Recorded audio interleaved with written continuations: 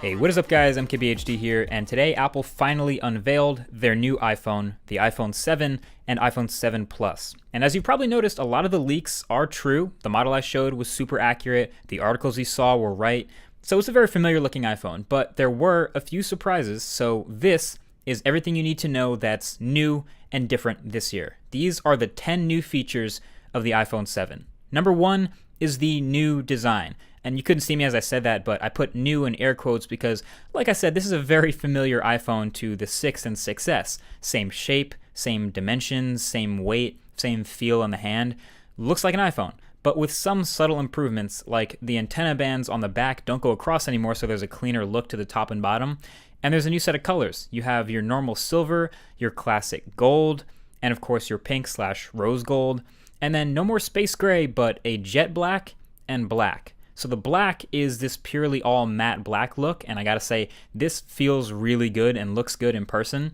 And then the jet black is a piano super glossy finish that I don't think I can seriously recommend to anyone. It looks good while you keep it clean, which is what they were doing here, but not only is it probably going to be the slipperiest iPhone of all time, but it's also gonna be super prone to fingerprints like Samsung phones, and scratches. This one I picked up in the demo area somehow already had micro scratches on it, so Apple knows of the issue and just recommends that you use a case, which I think is lame, so I'm going to be grabbing that matte black. Something about the stealth look just speaks to me. Number 2, the home button. The new home button on the iPhone 7 is actually really similar to Force Touch trackpads in the new MacBooks. It doesn't actually click anymore. It's a solid state glass button with pressure sensitivity that doesn't move. So there's a Taptic engine that's now behind the button, so when you firmly press it as if you were going home, it clicks. And it kind of feels like the whole bottom of the phone is clicking, so it's not identical to the feel of just the button press from before, so it may take some getting used to, but that is definitely new. Number 3, the iPhone 7 and 7 Plus are now officially water and dust resistant. Now, I might argue that the iPhone 6S and even the 6 might have been just as water resistant as this one, but now it's officially official, so it's rated to be able to survive being under 50 meters of water, which is a lot, so you can totally use it in the rain or shower with it or whatever. Number 4 is the new camera or cameras on the back. The iPhone 7 has a new 12 megapixel camera with f1.8 aperture, optical image stabilization on both phones, the 7 and the 7 Plus, and a couple other things like the new image processing chip, quad LED flash, and raw image capture, which is awesome, and a beautiful new big camera bump on the back of the phone. There's also a new 7 megapixel front-facing camera that actually looks a lot better than previous iPhones, so if you're into selfies, this is a real upgrade in that department. So that's neat and everything, but the real camera upgrade is in the bigger phone, the iPhone 7 Plus, which has 2 of these new 12 megapixel cameras, but with different lenses in front of each. So on the right is the normal 28mm lens, same as a smaller phone, and on the left is a 56mm lens, so twice that focal distance for basically 2 times optical zoom. So this 2x camera is better for portraits and for subjects that are further away, since that's what telephotos are good for.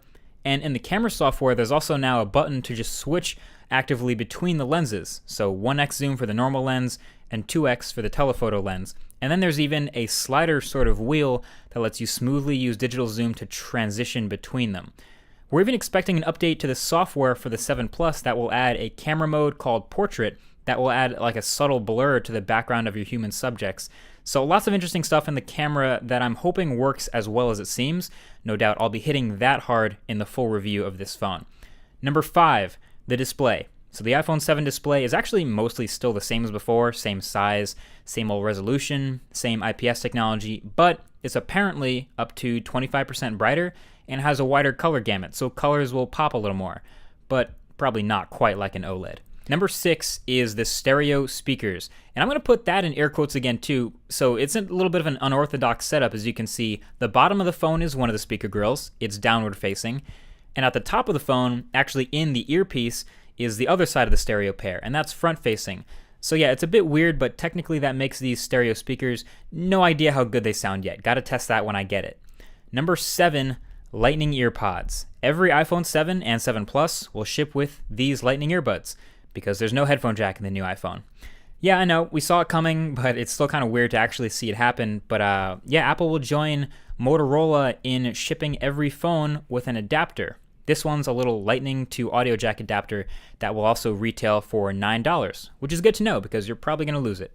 And speaking of things you're going to lose, number 8 is Apple's introduction of optional wireless earpods. They'll call them AirPods. I get it. These will be $160, and they're pretty much exactly what they look like. It's earpods without the cables. You kind of look like a cyborg while wearing them, but if earpods fit in your ears, then these will too, hopefully well enough to not fall out while you walk or run. Obviously, at that price tag, they're a tough sell, but people here seem to really like them. They demoed how to pair them super easily. Basically, they come in this little charging battery case, and it charges them, and all you have to do to connect is flip open the top of the case, and when you put them in your ears, it uses proximity sensors to automatically know they're being listened to, so it switches your audio on the fly.